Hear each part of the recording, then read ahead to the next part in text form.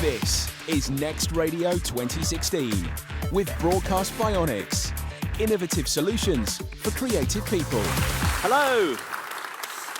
It's great to be back at Next Radio. So hello, we're going to talk to you about BBC Minute and how audience insights helped us to create a new radio news service for the world. And Nisha, what are your qualifications for Well, this? Steve, I was born and raised in India. I worked in newspapers, digital and online, and now I'm a senior journalist on one of the world's leading bulletins for young people. Impressive stuff. So what about your credentials, Steve? I was born at 6 p.m. during the news. Very impressive. And as a business development manager internationally, I love a great stretch target, like this one from President Kennedy back in 1961. This is the challenge he set the teams at NASA. I believe that this nation should commit itself to achieving the goal before this decade is out of landing a man on the moon and returning him safely to the Earth. There you go. Specific, measurable, achievable, realistic, and time-based. Possibly the greatest smart objective in history. At the BBC, we have a stretch target as well. Director General Tony Hall says that by the year 2022, we should reach a global weekly audience of 500 million. And if you remember nothing else from this presentation, then just note you were here when Nisha drew a direct comparison between Tony Hall and President Kennedy. Unbelievable. So at the moment, we reach 348 million listeners every week. That's according to the latest global audience measure. Yeah, but to hit Lord Hall's target, we've got to get out there and find many more. So we need new products to reach new listeners. And for that, we look to the young world. Yes, indeed. But what is the young world? Well, let's take the UK as a benchmark. What percentage would you say of the UK population is aged between 15 and 34? Hazard a guess.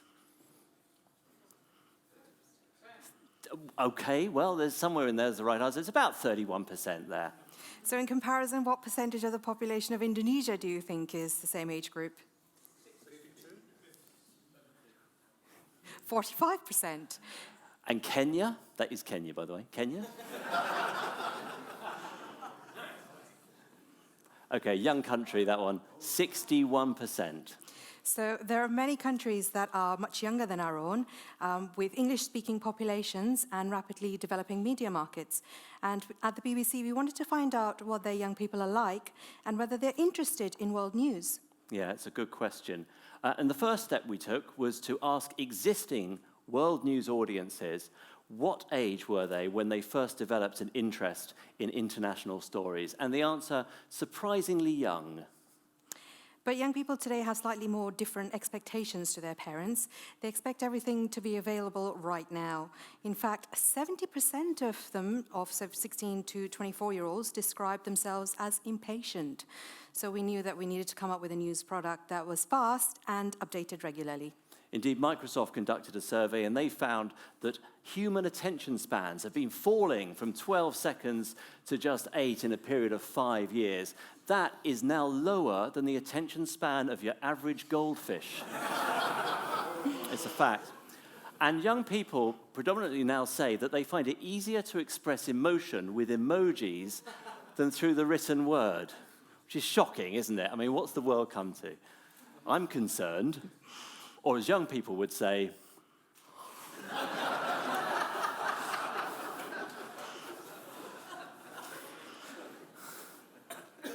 So 72% of young people describe themselves as having similar interests to peers around their world.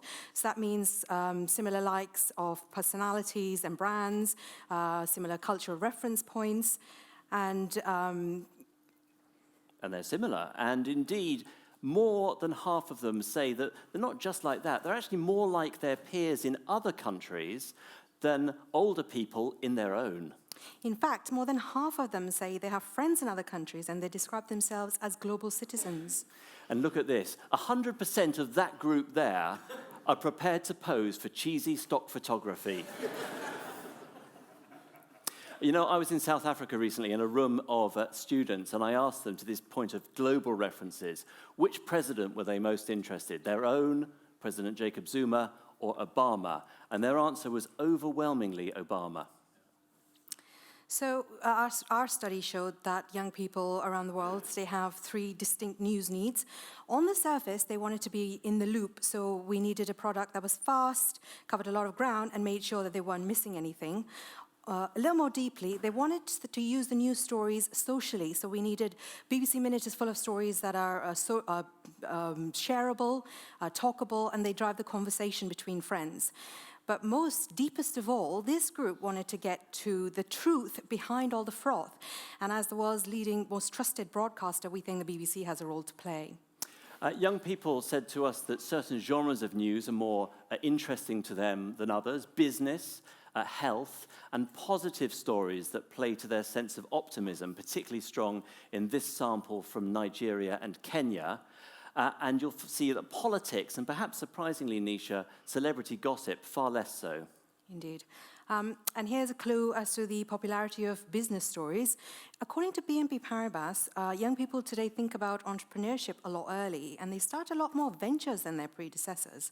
And the word you're reading up there is indeed a millenniepreneur. Millenniepreneur, dreadful word of the day. On that point about positive news, our study showed that it's in the youngest countries that there is the greatest appeal of positive, lighter news. Not, you'll notice, in Germany. Is there anyone here today from Germany? What's going on? It seems you just can't get enough misery. So young people say they want people on the radio that they can relate to. So at BBC Minute, we've assembled a group of diverse global journalists.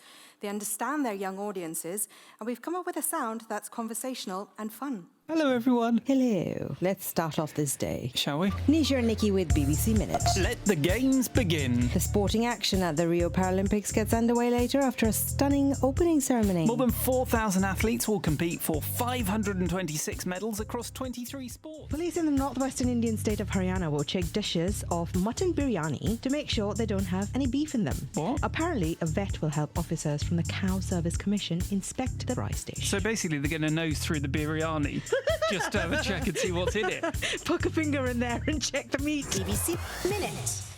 But we can sober up really fast when there's serious news. BBC Minute. Let's go to Paris first, where the sound of an explosion was heard at the National Stadium. At the Bataclan Concert Hall, witnesses said gunmen opened fire on the crowd during a concert. Let's start this BBC Minute in Garissa. It's a town in Kenya, and it's the scene of a siege where masked gunmen have stormed a university campus. BBC Minute. So how can you hear this BBC Minute? Well, most young people don't habitually turn to international sources of news, so we license BBC Minute to radio stations that seek to appeal particularly to young listeners. So BBC Minute is on major stations across the youngest parts of the planet. We produce 48 editions, 24 hours a day, 7 days a week. That's a fresh edition every half hour. And our clients tell us that the bulletins keep their listeners updated. They provide talking points for their DJs. And because we guarantee to cover the major breaking global news, they can focus their resources on local stories. And our listeners seem to like it as well. Here's some tweets from YFM listeners in South Africa. And Nisha, just summarise some of the things that you do in the journalism team as a result of this research. Well, here's 5 things we definitely do. High story count, updated regularly, a special news agenda, an emphasis on talkable, shareable stories, and a focus on people and personalities. Thank you. And for the record, this is the launch team of BBC Minute there, surrounding our friend, President Kennedy. Sorry, Lord Hall. I always get those two confused. Thank you. Thank you very much. This is Next Radio 2016 with Broadcast Bionics. Innovative solutions for creative people.